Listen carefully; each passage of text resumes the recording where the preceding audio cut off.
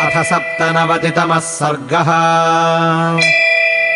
सुसंरब्धम् तु भरतम् लक्ष्मणम् क्रोधमूर्च्छितम् रामस्तु परिसान्त्याथ वचनम् चेदमब्रवीत्।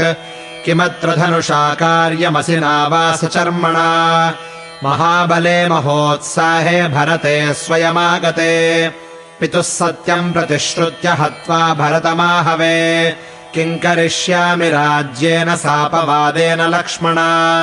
यद्द्रव्यम् बान्धवानाम् वा मित्राणाम् वा क्षये भवेत् नाहम् तत्प्रतिगृह्णीयाम् भक्ष्यान् विषकृतानि वा।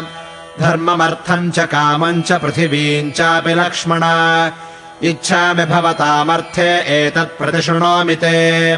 भ्रातॄणाम् सङ्ग्रहार्थम् च सुखार्थम् चापि लक्ष्मण राज्यमप्यहमिच्छामि सत्येनायुधमालभे। नेयम् मम मही सौम्य दुर्लभा सागराम्बरा न हीच्छेयमधर्मेण शक्रत्वमपि लक्ष्मण। यद्विना भरतम् त्वाम् च शत्रुघ्नम् वा विमानद भवेन्मम सुखम् किञ्चित् भस्म तत्कुरुताम् शिखी।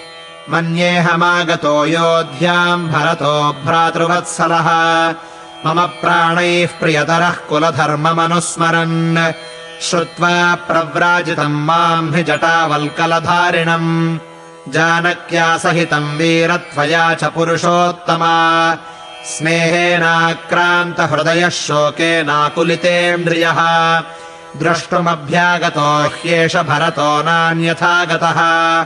अम्बाम् च केकयीम् मृष्य भरतश्चाप्रियम् वदन् प्रसाद्य पितरम् श्रीमान् राज्यम् मे दातुमागतः। प्राप्तकालम् यथैषोऽस्मान् भरतो द्रष्टुमर्हति अस्मासु मनसाप्येष नाहितम् किञ्चिदाचरेत्। विप्रियम् कृतपूर्वम् ते भरतेन कदा नु किम् ईदृशम् वा भयम् तेऽद्य भरतम् यद्विशङ्कसे। न हि ते निष्ठुरम् वाच्यो भरतो नाप्रियम् वचः अहम् ह्यप्रियमुक्तस्याम् भरतस्याप्रिये कृते। कथम् नु पुत्राः पितरम् हन्युः कस्याञ्चिदापदि भ्राता वा भ्रातरम् हन्यात् सौमित्रे प्राणमात्मनः। यदि राज्यस्य हेतोस्त्वमिमाम् वाचम् प्रभाषसे वक्ष्यामि भरतम् दृष्ट्वा राज्यमस्मै प्रदीयताम्। उच्यमानो हि भरतो मया लक्ष्मण तद्वचः राज्यमस्मै प्रयच्छेति बाढमित्येवमंस्यते।